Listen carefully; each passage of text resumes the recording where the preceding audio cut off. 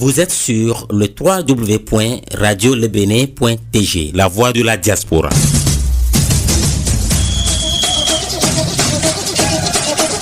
Enfin, suivez l'actualité sportive sur Radio Les Bénin au Togo.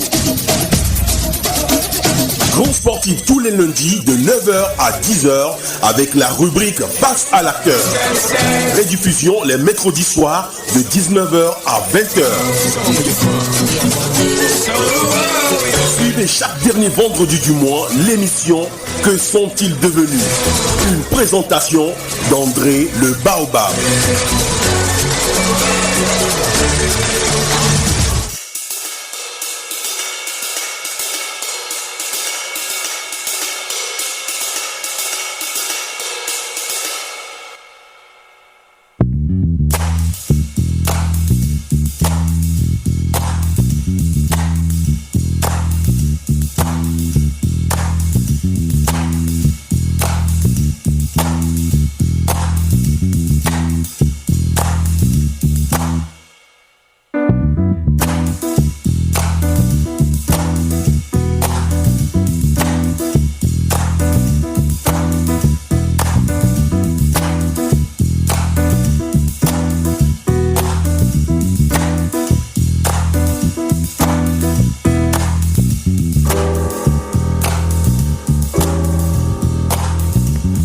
Bonjour fidèles branchés de la première radio en ligne au Togo, heureux de vous savoir nombreux à l'écoute de Radio Les Bénin. Vous êtes bien sûr dans votre émission de tous les lundis grands sportifs sur la première radio en ligne au Togo. Au sommaire, nous aurons à parler de l'acte 6 du championnat féminin au Togo. Enfin, le coach des éperviers du Togo prend fonction officiellement. En prélude à la préparation de la Coupe du Monde de Maracana, la FETOMA a outillé ses arbitres. Les représentants togolais étaient sur le continent ce week-end. C'était le sommaire. Bienvenue à tous. Le championnat national de première division féminine a égrené son 6e chapitre ce week-end. 3 rencontres dans la poule A et 2 rencontres dans la poule B. À cette 6e journée dans la poule A, Athleta enregistre sa première victoire devant Barracuda. Arrêt corrige Una Girls 4 buts à 1. Alors, en temps 2 a su voyager en décrochant le match nul devant US Amou à Amlame. Dans la poule B, l'Estambo atomise Djumbe de Mango 6 buts à 0 et Fouadan prend le dessus sur Semassi 1 but à 0. Le classement à l'issue de cette 6e journée du championnat féminin au Togo se présente comme suit. Poule A, en temps 2, occupe la première place avec 11 points, plus 6. Deuxième, Arrêt 10 points, plus 11 avec un match en moins. Troisième, SOTS 6 points, plus 6 avec un match en moins. Quatrième, US Amou 6 points, plus 0. Cinquième, S Barracuda 2 points, moins 2 avec un match en moins. Athleta occupe la 6e place avec 3 points, moins 10. Avec un match en moins. 7e dans la poule A, Winner Girls 1 point, moins 18 avec un match en moins. Dans la poule B, le classement se présente comme suit. Fouadan occupe la première place avec 10 points plus 5. Deuxième, Asco 6 points moins 4 avec 3 matchs en moins. Troisième, Semassi 6 points plus 2. Quatrième, Tambo FC 5 points plus 5 avec 2 matchs en moins. 5e, Koroki, BTT de Tchamba, 5 points, moins 1 avec un match en moins. Unisport occupe la 6e place avec 4 points, plus 2 avec 2 matchs en moins. 7e, Djumbe FC de Mango, 0 points, moins 17 avec un match en moins. Grand sportif tous les lundis de 9h à 10h avec la rubrique Face à l'acteur. Rediffusion les mercredis soirs de 19h à 20h. Nibombe Daré est officiellement le sélectionneur des éperviers du Togo depuis le vendredi 16 août 2024. C'est fait, l'ancien défenseur de la sélection, ancien capitaine du Togo, a signé son contrat. Ainsi commence une nouvelle ère pour le football togolais. Écoutons le nouveau patron du nid des éperviers, Nibombe Daré. Naturellement, un sentiment de joie, mais la tâche qui m'attend, elle est lourde et il va falloir vite se mettre au travail. On a perdu beaucoup de temps dans les discussions et je pense que le très peu de temps qui nous reste, il faut l'utiliser au maximum pour préparer au mieux les 2 matchs qui arrivent. Et après, derrière ces 2 matchs-là, je pense qu'on peut revenir dans la gestion des émotions par rapport à la nomination en tant que sélectionneur des éperviers. Elles sont claires, c'est de replacer le Togo sur le toit de l'Afrique et voire du monde. Et c'est de se qualifier simplement pour la CAN 2025 qui se pointe à l'horizon. Je pense que Madame le ministre l'a dit, on n'a pas fait attention, c'est un contrat de 3 ans. Oui, pendant qu'on menait les discussions, il y a un travail qui se faisait un peu en off dans l'approche du match. Je pense qu'aujourd'hui, on a suffisamment avancé avec le staff virtuel avant que vous ne preniez connaissance avec eux. Donc il y a un travail qui a été fait dans l'approche du match et on continue petit à petit de se préparer pour jouer les 2 matchs.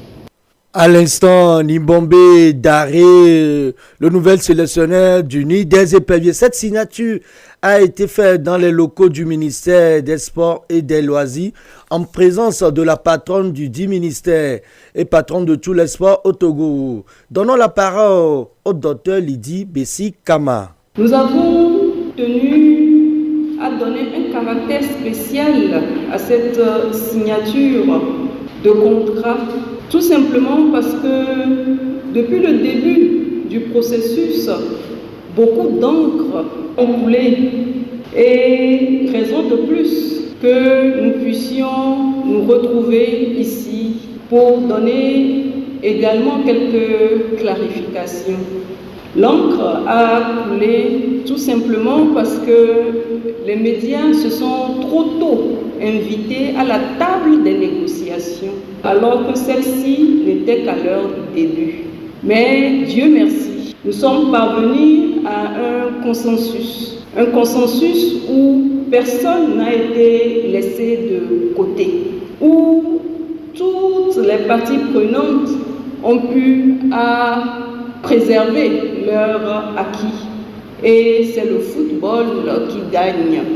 Donc c'est avec une grande joie que nous accueillons notre compatriote, notre frère, notre fils, en la personne de Nibombe Daré, qui fut également l'un des joueurs des éperviers.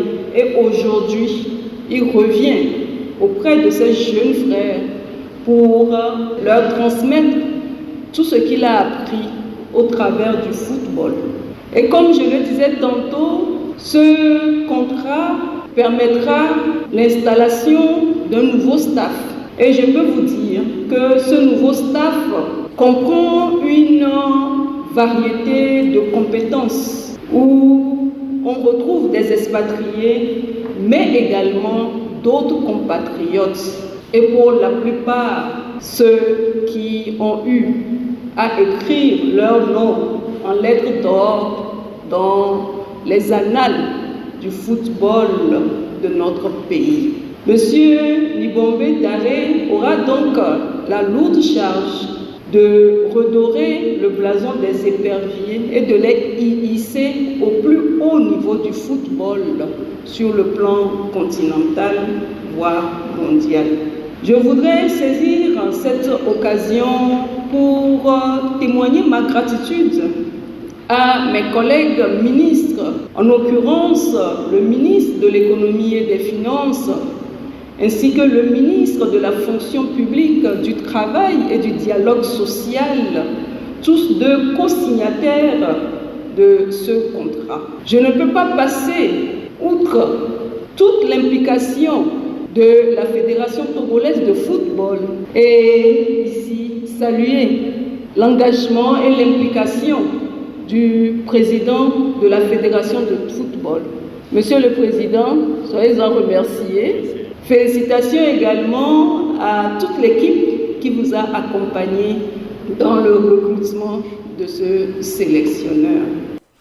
À l'instant, Madame la ministre des Sports et des Loisirs du Togo. Il était bien présent à cette signature, le patron de la fêtière du football au Togo, le colonel Guy Akpovi, que nous allons écouter à la sortie de la signature. Nous demandons donc au sélectionneur de prendre ses responsabilités pour le football togolais.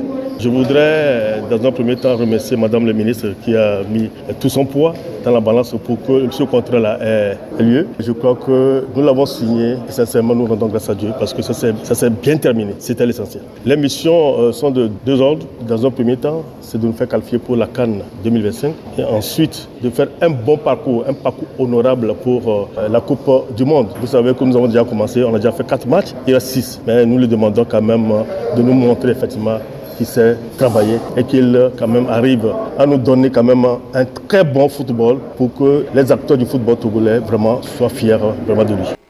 En rappel, le Togo affrontera le Libéria le 6 septembre 2024 à Kégué pour le compte de la première journée des éliminatoires CAN 2025 au Maroc. Un baptême de feu pour le nouvel sélectionneur qui a signé pour une durée de 3 ans. Grand sportif tous les lundis de 9h à 10h avec la rubrique Face à l'acteur. Rediffusion les mercredis soirs de 19h à 20h.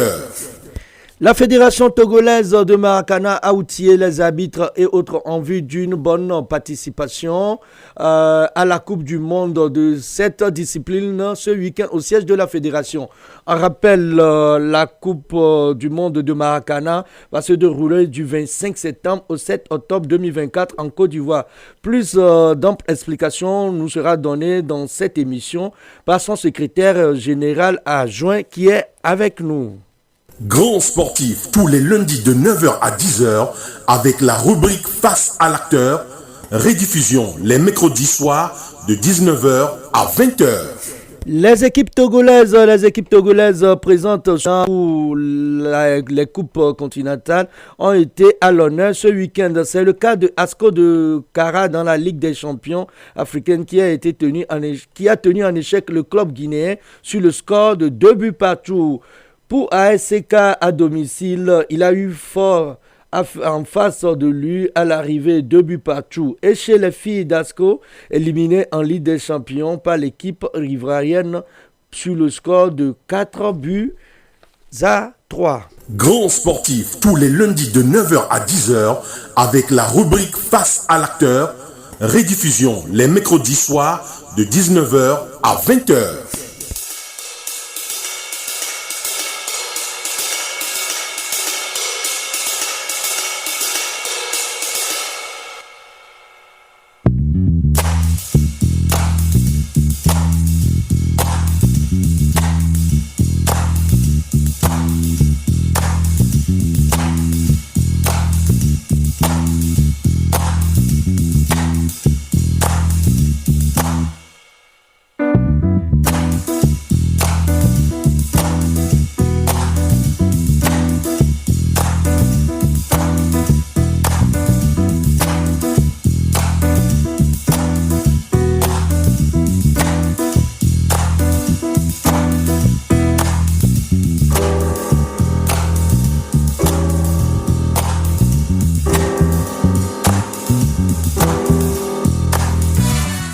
Et oui, nous voilà de retour dans notre studio depuis la capitale togolaise Lomé avec les confrères qui sont en studio avec moi.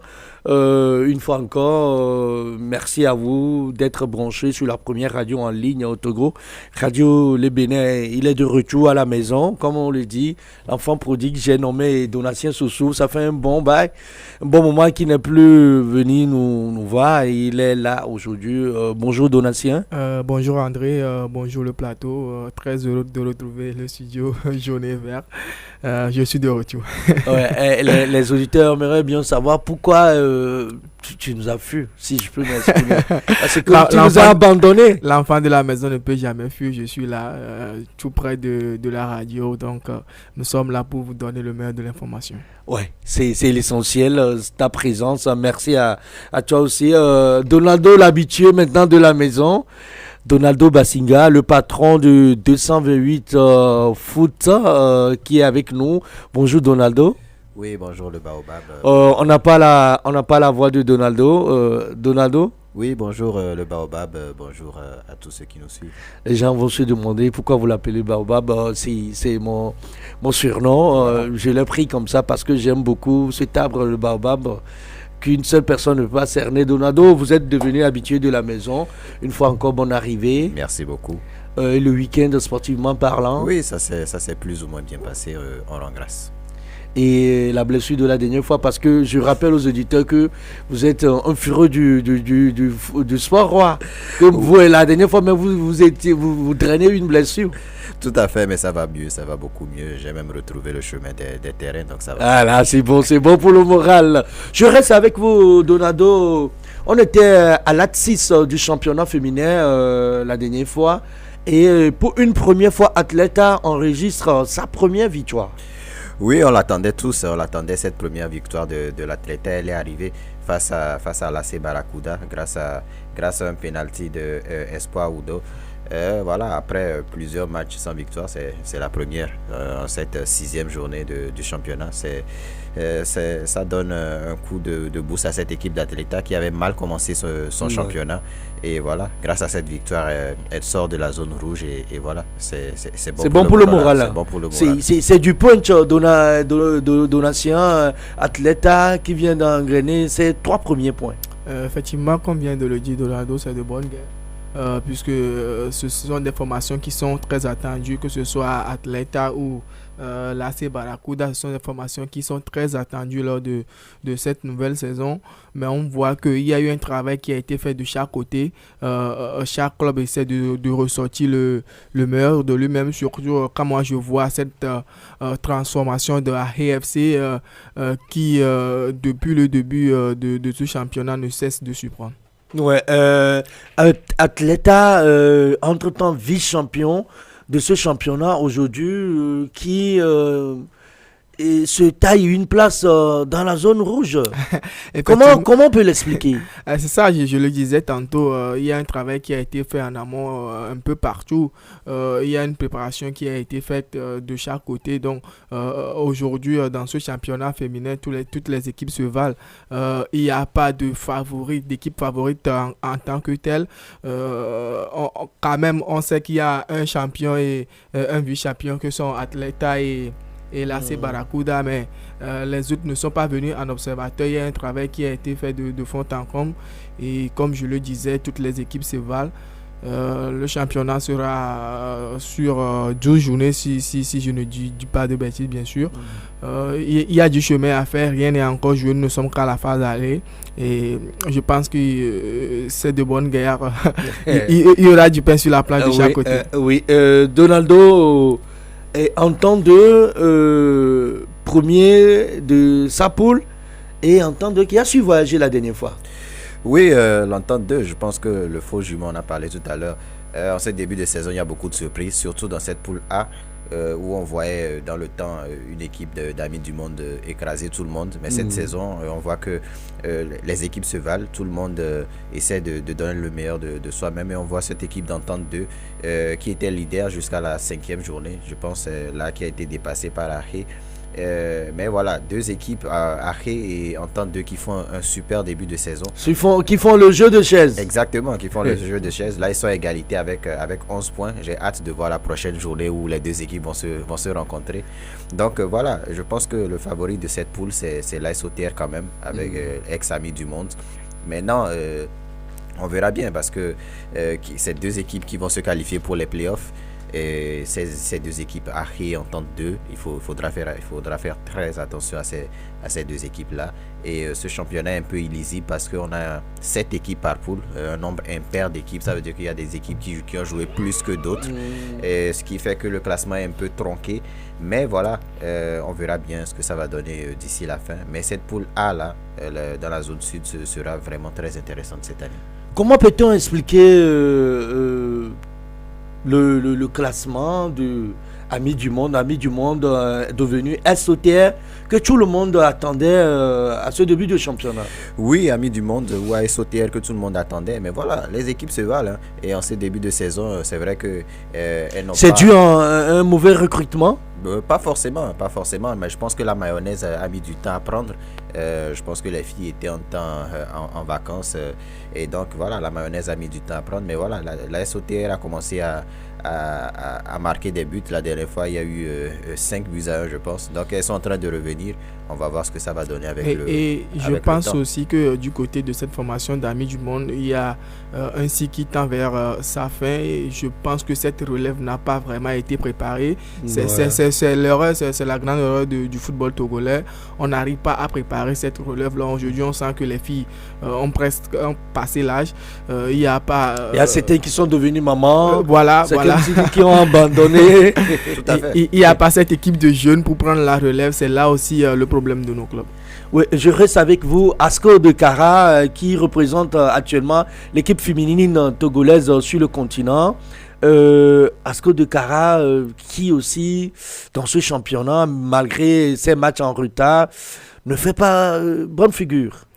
Je dirais plutôt le contraire, puisque c'est déjà 6 points engrangés en 2 journées disputées du côté. Mais étant donné qu'il représente le Togo, c'est là où je voulais il faut aussi rappeler que c'était Amis du Monde à l'actuel SOTR qui a été sacré champion. Mais vu les circonstances, nous sommes dans un football amateur, on a préféré envoyer l'Asco de Kara pour représenter. Ça dit que l'Asco de Kara version session féminine a les moyens. Oui, c'est un problème de moyens. Comme je le disais, nous sommes dans un championnat amateur où il n'y a pas assez de moyens, surtout dans notre football féminin où on n'investit pas trop. On sent qu'il y a des jeunes joueurs qui n'ont pas pour profession le football. À part, ils ont leur métier de coiffeuse, ils ont des métiers de couturière. Donc c'est ça aussi les paramètres qu'il faut prendre en compte. Revenons sur le cas d'Asco. Je dirais que c'est un début de saison acceptable avec 2 victoires.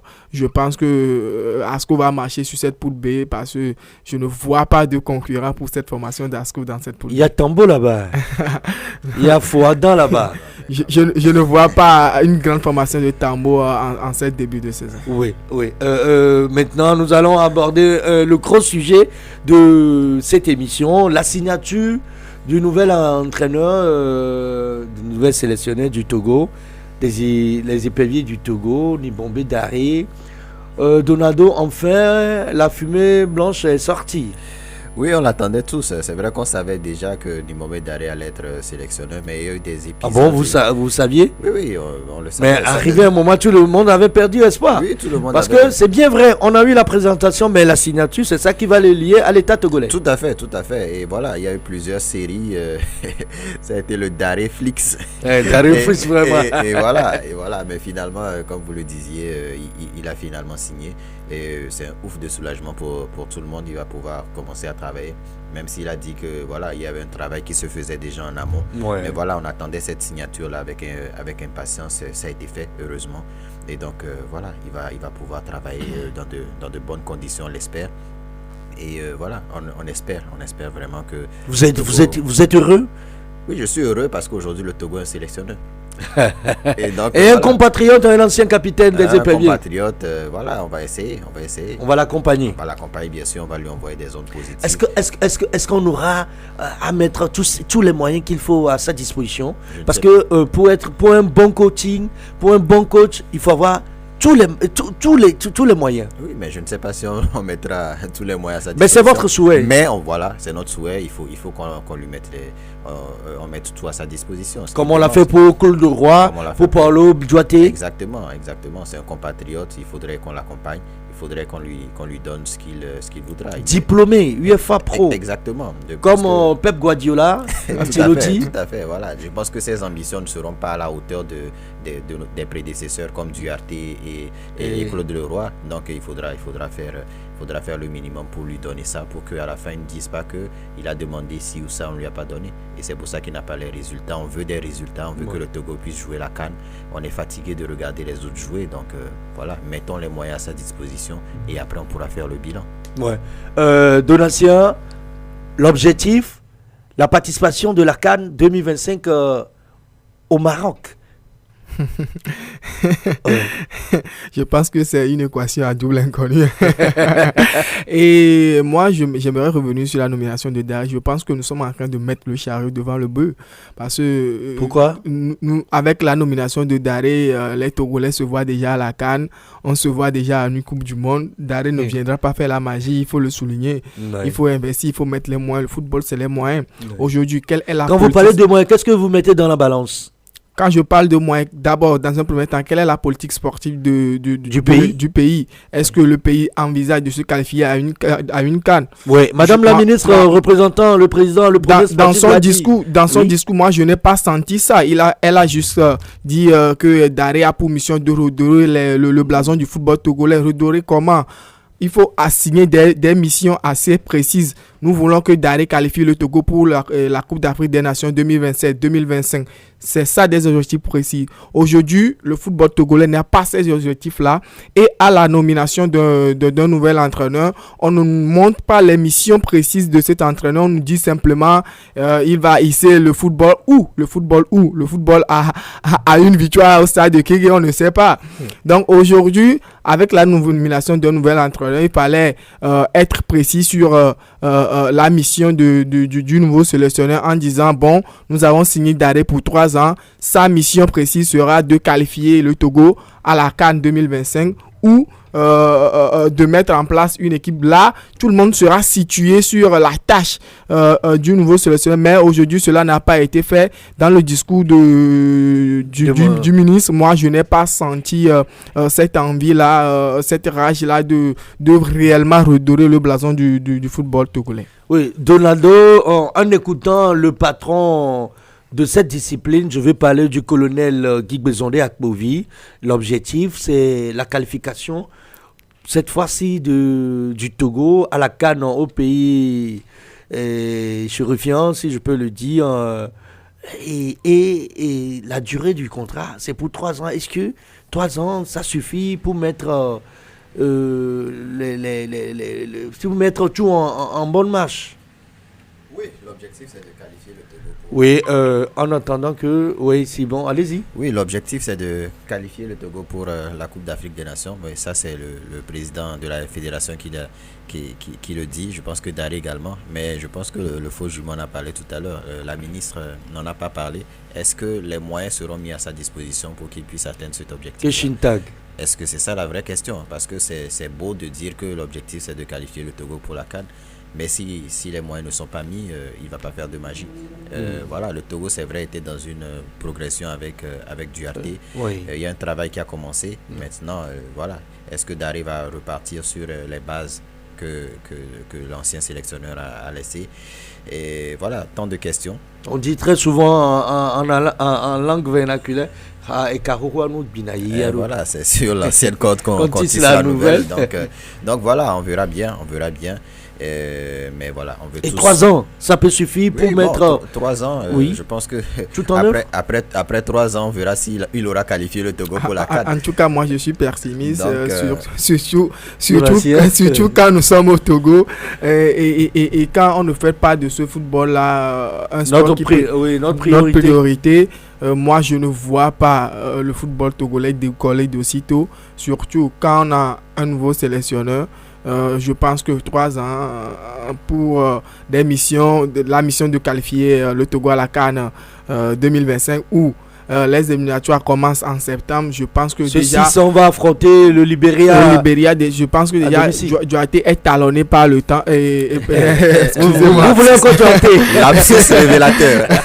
Nimomé Daré est déjà talonné par le temps. Oui, il doit déjà penser à un système à mettre en place. Mais il a dit qu'il y a un travail qui se faisait en amont. En tout cas, nous tous on attend de voir le 6 septembre au stade de Kégué ce qui sera produit comme jeu. Quel système va-t-il mettre en place? On attend juste de voir et on se frotte les mains. On attend juste de voir et on se frotte les mains.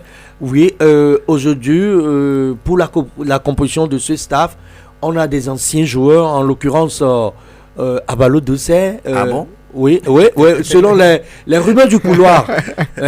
mais selon les rumeurs du couloir, on aura Abalo Dossé, on aura Cadet, qui était même à la signature. On aura un Belge, on attend de voir, mais est-ce que c'est une bonne composition? Est-ce que c'est une bonne composition? On verra bien avec les résultats. Mais voilà, je pense qu'on lui a laissé la liberté de composer son staff. Je pense que c'est la meilleure des choses à faire. Oui. Donc, on a Koubadia Kader qui est l'entraîneur des A'. Je pense qu'il y a eu plusieurs épisodes par rapport à ça également. Mais je pense que voilà. J'avais vu entre-temps même Agassa, l'ancien portier des Éperviers. On attendait aussi ce bruit de couloir il ferait partie de ce staff. Oui, on espère, voilà. L'essentiel, c'est qu'ils s'entendent entre eux. Ils ont intérêt. Ils ont intérêt, oui, mais voilà. Il faudrait qu'ils s'entendent entre eux parce que c'est cette cohésion-là, c'est cette entente-là qui fera que le travail pourra avancer. Si les compatriotes sont ensemble, travaillent ensemble et que ça donne des résultats, voilà, quoi de mieux? C'est ce qu'on demande, c'est tout ce qu'on demande et on espère voilà, qu'il y aura l'union dans ce staff technique-là et pour qu'il puisse avoir des résultats. Je pense que même s'il y a cette union, si le public sportif sent que cette équipe est soudée, je pense que malgré... L'harmonie peut revenir. Voilà, l'harmonie peut revenir, même si l'ambiance de 2006. Voilà, même si les résultats tardent à venir, je pense qu'ils auront le temps parce qu'on va leur laisser le temps, parce qu'on voit qu'ils essaient de travailler ensemble, ils essaient d'apporter quelque chose. Donc voilà, c'est tout ce qu'on peut espérer. Oui, Donatien, on est à quelques semaines du premier match du baptême de feu de Nimombe Daré. Qu'est-ce qu'on peut attendre de ce premier match à domicile? D'abord, il faut oublier la gloire de 2006. Je pense qu'on a trop tendance à surfer sur cette gloire-là. Aujourd'hui, le Togo n'est plus une grande nation de football. Le Togo ne fait plus peur. Il faut se remettre au travail et oublier cette gloire et ne plus surfer sur cette gloire de 2006. Et comme vous le disiez tantôt, si les anciens arrivent à s'unir d'une même voix et qui est une harmonie dans ce staff-là, je pense qu'il peut faire de très belles choses. Je ne sais pas si depuis son entrée au Togo, il a déjà discuté avec Emmanuel Adebayor, mais je pense que de ce côté aussi, ils doivent se parler, surtout quand on sait les problèmes qu'il y a eu tout autour avec Emmanuel Adebayor, l'ancien staff. Je pense que de ce côté aussi, il y a un travail à faire. Et aussi aujourd'hui, je pense que le problème du Togo, ça dépasse le problème sportif. C'est un problème extra-sportif, surtout quand on n'arrive plus à gagner sur nos propres installations. Quand vous parlez de problème extra-sportif, qu'est-ce que vous voulez mettre? Je passe, c'est mieux. Je pense qu'on se comprend. Et non, là, il veut parler des psychologues, là. Non, je peux passer.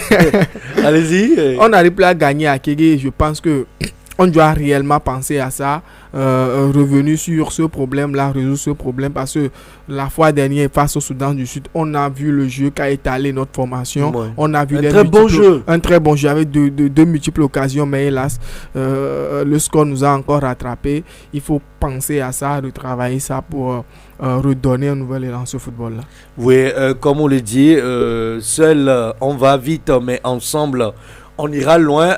Faudrait que on se serre la main pour voir le drapeau togolais flotter au Maroc en 2025. Nous allons maintenant parler de cette fédération qui est la seule fédération qui nous a ramené un trophée au Togo. Je vais parler de la fédération togolaise de Maracana. Le secrétaire général adjoint qui est avec nous en studio. Bonjour monsieur le secrétaire général. Bonjour André, bonjour Plateau. Et Bonjour aux auditeurs de la Radio Le Bénin. Et heureux de vous retrouver encore pour une seconde fois dans notre studio. Oui, c'est un plaisir de toujours passer ici pour partager les informations avec les auditeurs. Vous aimez le Maracana? Oui, le Maracana, c'est tout comme le foot. On dit toujours que le Maracana, c'est la dérivée du football. La dérivée du football. Oui. Qui aime le football doit aimer le Maracana. Ça, c'est sûr. Et on dit il y a très de bons gestes techniques là-bas. Oui, ils ne sont que des techniciens. Si vous voyez ceux qui jouent, d'abord, c'est un jeu qui se joue à partir de 35 ans. Et si vous avez commencé le foot depuis je ne sais quel âge, jusqu'à 35 ans, ailleurs, c'est la retraite. Au Maracana, c'est maintenant vous commencez. Et donc, c'est des techniciens, des gens qui ont assez joué au football et qui se sont reconvertis au Maracana et qui ne font que distiller de bonnes passes, des passes précises, des gestes de techniciens. Et lorsque vous êtes au bord d'un terrain de Maracana, vous n'êtes jamais satisfait. Oui. En prélude à la participation de notre équipe nationale à la Coupe du Monde qui va se dérouler en terre ivoirienne, vous avez organisé un atelier de formation pour les arbitres. Pourquoi cet atelier a eu lieu? Oui, un séminaire de formation, de mise à niveau des arbitres internationaux surtout, excusez-moi, oui. Qui a été initié par la Fédération internationale de Maracana et qui s'est tenu à Lomé, qui a réuni plusieurs pays, dont la Côte d'Ivoire, le Bénin, le Cameroun, le Burkina, je crois que c'est tout. Et les arbitres de ces pays se sont retrouvés bien sûr avec les arbitres togolais pour une remise à niveau. Avant d'aller dans les détails, je voudrais, si vous le permettez, allez-y, qu'on parle un peu du championnat national de Maracana. Oui, parce que très souvent, on joue le Maracana, mais on n'a pas trop d'informations là-dessus. Allez-y. Est-ce que le championnat a eu lieu cette saison? Oui, le championnat, comme l'année passée, le championnat a eu lieu cette saison.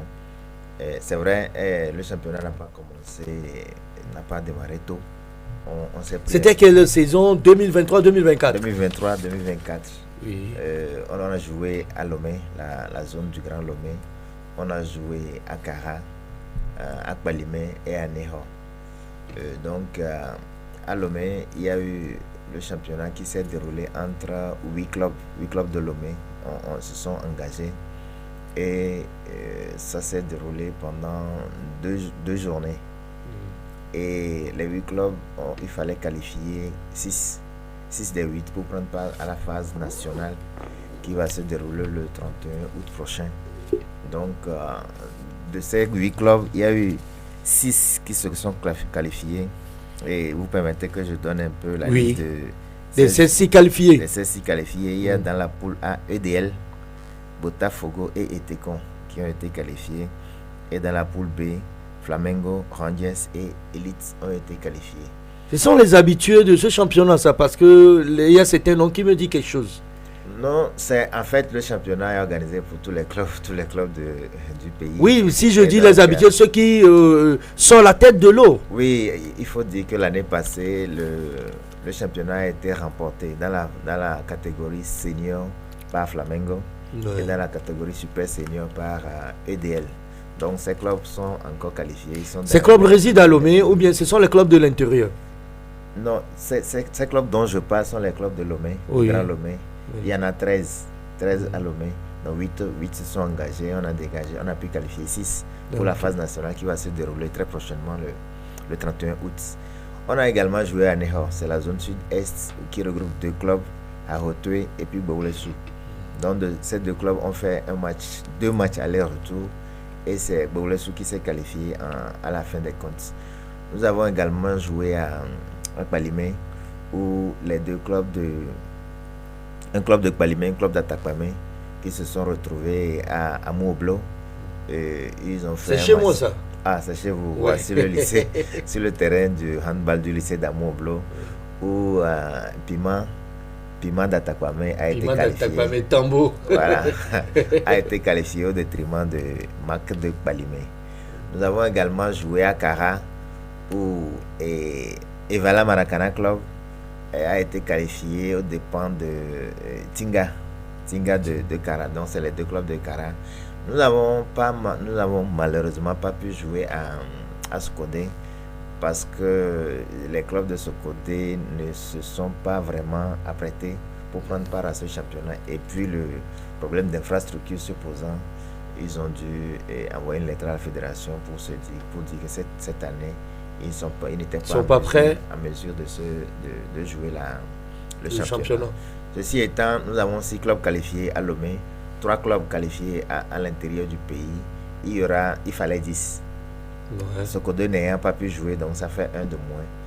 Et le bureau va se réunir avec les commissions pour voir entre les 3 clubs qui n'ont pas pu se qualifier, notamment à qui méritent de rejoindre le Caridas. Oui, les 3 qualifiés vont se rejoindre les 6 de Lomé, mais il va manquer 1 parce qu'il fallait 10. Donc on verra le club le mieux placé parmi les 3 qui ont été éliminés pour accompagner les 9 autres pour la phase nationale qui se tient à Lomé sûrement le 31 août. Le 31 août. Oui. Et à l'issue de ce championnat, comment se dégage le champion et quelle est la récompense? Est-ce qu'il y aura des équipes qui seront reléguées en division inférieure? Non, on n'a pas encore atteint ce niveau, on n'a pas encore les différentes divisions. On espère que ça va venir, qu'il y aura plus de clubs et que on va y arriver. Mais à la fin du championnat, à la fin de la phase nationale, il y aura un trophée qui sera décerné aux champions. Cette fois-ci, il n'y aura plus les 2 catégories parce qu'il y a une évolution du Maracana et c'est ce qui va se dérouler à la Coupe du Monde. On pourra en parler tout à l'heure.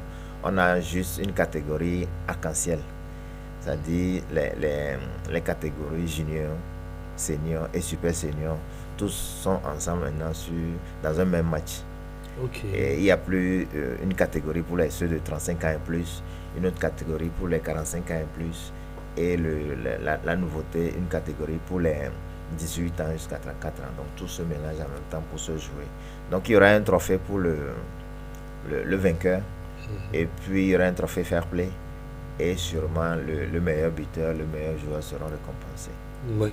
Oui, voilà le championnat de Maracana au Togo.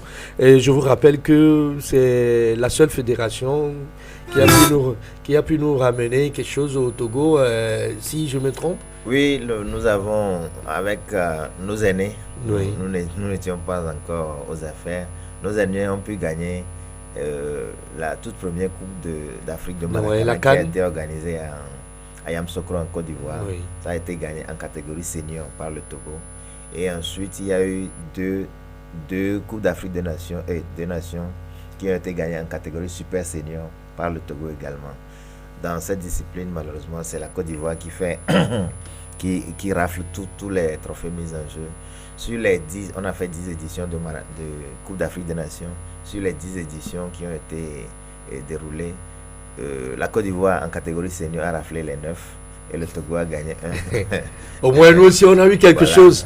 Faut dire ça aux éditeurs. Voilà. Au moins, le Togo a eu une canne. Voilà. Une canne en Maracana, bien sûr, pas en football quand même. Voilà. Mais c'est la dérivée du football quand même. Oui. Et maintenant, en catégorie super senior, le Togo a gagné 2 fois la Coupe d'Afrique. Je crois le Mali a gagné, le Burkina a gagné. Il y a d'autres pays qui ont gagné. Ce n'est pas seulement la Côte d'Ivoire qui a tout raflé là-bas. Oui, voilà. La fédération, le représentant de la fédération togolaise de Maracana, M. Karo Tomfaï, c'est ça? Karo Tomfaï. Karo Tomfaï. Excusez-moi si je sais, j'ai plus votre nom. Et qui est avec nous en studio. Donatien, voilà le Maracana qui garde toujours son élan depuis un bon moment. Moi, je vais surtout revenir sur le point des moyens, demander à notre secrétaire si réellement les moyens sont investis pour qu'on puisse médiatiser ce sport-là, puisque le Maracana, c'est pratiquement le football, mais on sent plus de technicité, plus de maturité dans le jeu, mais on sent qu'il n'y a pas assez de médiatisation. Il y a un championnat qui a été joué cette saison, mais les auditeurs ne sont pas au courant, il n'y a pas de vent qui passe par ici. Est-ce que c'est un manque de moyens ou c'est une faute de communication? Oui, monsieur Karo, vous avez la parole. Bon, est-ce que est-ce qu'il y a des moyens dans une fédération au Togo? Je pense que c'est la question. toutes les fédérations souffrent la même douleur. C'est vrai, on n'a pas les moyens. Et je suis le responsable de la communication de cette fédération. Et à chaque fois qu'il faut défendre les couvertures médiatiques, c'est avec bec et ongle qu'on le fait. Parce que quand tu fais le budget pour la couverture médiatique et puis d'autres actions de communication, on te dit qu'il n'y a pas d'argent, il n'y a pas d'argent. Et donc c'est difficile, comme vous l'avez souligné, c'est difficile de pouvoir sortir les moyens pour la communication. On le fait quand même, on le fait. C'est ma deuxième fois d'être sur cette radio. Je suis allé sur d'autres radios et puis mon grand frère, le doyen Ajavoin, Michel. Oui, Michel Ajavoin, le doyen, le chargé de communication. Il est aussi sur certaines radios quelquefois pour en parler. On n'en parle pas assez. On doit pouvoir faire plus. On va le faire, on va essayer de chercher les moyens. En tout cas, nous lançons par ce bien appel d'offres bonne volonté aux sponsors, au ministère, de se tourner aussi vers les autres sports. Parce que moi, j'ai toujours tendance à le dire, si le football ne marche pas autant, se tourner vers d'autres sports. On a le basket, on a le hand, on a le beach, on a plein de disciplines. Autant investir dans les autres sports. Pour voir ce que ça va donner. La preuve en est que Maracana... On a une canne au moins. 2 cannes. Dans les, 3 cannes dans les catégories différentes. Ouais, senior et super senior. Alors qu'on peine à participer à une canne de l'autre côté. Oui, monsieur Caro, je reste toujours avec vous. On le disait tantôt, en prélude à la Coupe du Monde qui va se dérouler en Côte d'Ivoire. Vous avez organisé un atelier de remise à niveau des arbitres. Parlez-nous-en. Oui, et en prélude à cette Coupe du Monde, la Fédération internationale de Maracana a organisé un séminaire de remise à niveau. Il le fallait, pourquoi? Parce qu'il y a de la nouveauté dans le jeu. Et quelle est cette nouveauté? La nouveauté est qu'il n'y a plus les 2 catégories. On n'a plus la catégorie senior et la catégorie super senior qui se jouaient différemment. Maintenant, sur un terrain, sur l'aire de jeu, on a 3 joueurs de la catégorie senior, c'est-à-dire ceux qui ont plus de 35 ans. On a 2 joueurs de la catégorie junior, ceux qui ont de 18 à 34 ans. Et 1 joueur de la catégorie super senior, ceux qui ont 45 ans et plus. Donc cette nouveauté-là, il fallait s'y adapter. Il fallait s'y adapter, amener les arbitres à bien le comprendre pour mieux arbitrer les matchs. Il fallait également revisiter les lois, les tests de jeu et le règlement spécial qui conduit la Coupe du Monde. Donc c'est cette raison qui a amené la FIMA à organiser ce séminaire-là au Togo. Et pourquoi le Togo a été choisi? Parce que vous êtes un bon élève? Oh bon, le Togo. Bien, vous avez commandé en matière de Maracana, le Togo est toujours bien placé. Hein. Ok. Et puis, c'est le travail. Vous n'êtes pas sans savoir que c'est au Togo que la Fédération internationale de Maracana a été installée. L'Assemblée générale a eu lieu à Lomé en 2015. Et donc, le Togo est toujours bien vu dans cette discipline. Et je disais donc que la Fédération togolaise de Maracana a saisi l'occasion de la venue des experts pour cette formation et former nos arbitres qui n'ont pas encore le très haut niveau. Le background. Voilà. Donc, la réunion, le séminaire devait se dérouler les vendredis et samedis. Mais le jeudi, l'expert est arrivé plus tôt et a pris en compte les arbitres et les commissaires. C'est pas seulement les arbitres. Il y a les commissaires de match et les superviseurs qui ont été formés dans la journée de jeudi. Et ça leur a permis de pouvoir prendre part à la formation des arbitres internationaux. Certes, ils ne sont pas qualifiés, ils ne sont pas devenus des arbitres internationaux, mais ils ont eu le grade de fédéral 2. Les arbitres fédéraux de niveau 2. Donc, on a saisi cette occasion pour rehausser le niveau de nos arbitres fédéraux et les arbitres internationaux togolais, en plus des arbitres internationaux des autres États qui étaient là, ont tous été formés le vendredi. Et le samedi, c'était les tests physiques. Et les arbitres ont dû faire des tests physiques, ils ont été notés. Et nous avons organisé également un mini tournoi qui a regroupé 5 clubs. 5 clubs de la capitale, et qui a permis aux formateurs d'inspecter les arbitres en situation de compétition. Ok. Donc tout a été fait, la formation. De les voir à l'œuvre en même temps. De les voir la formation théorique et la formation pratique. Tout a été fait. Donc c'est l'instructeur, M. Bamba Moussa, de la Côte d'Ivoire, et Apollinaire Maouvi du Bénin, qui sont venus. Quand j'ai entendu Maouvi, je pensais que c'était un compatriote togolais. Non, Maouvi du Bénin, qui sont venus et donner des instructions à nos arbitres. Pensez-vous que nos arbitres ont bien assimilé ce qui leur a été rendu? Oui, je le pense, parce que dans le tournoi hier, on les a vus à l'œuvre et c'était mieux. On les verra davantage. Dans le championnat ou bien oui. Il y a la phase nationale qui arrive. Le 31 août. 31 août. Et plus tard, dans les autres championnats, on les jugera davantage. Oui. Donaldo, voilà le secrétaire général adjoint, M. Karou, qui vient de nous parler. Le Togo va participer encore à la Coupe du Monde de Maracana. Et en prélude à ça, ça a été organisé un atelier de remise à niveau. Oui, déjà, je veux féliciter cette fédération-là, qui est la seule qui nous a rapporté des cadres, pas juste une cadre. Des cadres vraiment. Donc voilà, on va leur envoyer des ondes positives pour que ça puisse bien se passer pour la Coupe du Monde. Et cet atelier de remise à niveau là, c'est important justement pour remettre à niveau les différents acteurs. Donc voilà, c'est des choses à encourager. Mais j'ai une question au SGA. Il a parlé tout à l'heure de la catégorie de 18 à 34 ans. Ça veut dire que moi aussi je peux jouer le Maracana? Oui. Aujourd'hui, la FIMA a validé cette nouvelle catégorie, qui est la catégorie des juniors, qui ont l'âge de 18 à 34 ans. Donc, tous ceux qui ont cet âge-là et qui veulent bien s'essayer sont invités dans les clubs. Les différents clubs s'entraînent. Bon, on précisera les jours d'entraînement. Beaucoup de clubs sont à Kassimé, ici. Au terrain des cheminots. Et si vous venez là-bas, vous allez pratiquer le Maracana. Ok, donc ça veut dire qu'il peut y avoir une équipe où il y a tout l'effectif à 18 ans, ou bien il faut quand même un certain nombre de... Il faut un mix. Il faut un mixte. Oui, c'est ce que je disais tout à l'heure. Il faut un quota. À la Coupe du Monde, j'ai donné les quotas tout à l'heure. Un super senior de 45 ans et plus. 3 seniors de 35 ans et plus. Et puis 2 juniors. Obligatoirement sur le terrain, on doit avoir ce quota-là. Mais lors de notre championnat ici, c'est pour ça que ça n'a pas vite démarré. Les clubs n'étaient pas prêts à ces quotas-là. On a dû reporter pour permettre au club de pouvoir avoir les jeunes joueurs. Et ceci étant difficile, nous sommes arrivés à changer. On n'a pas adopté le format de la FIMA pour notre championnat.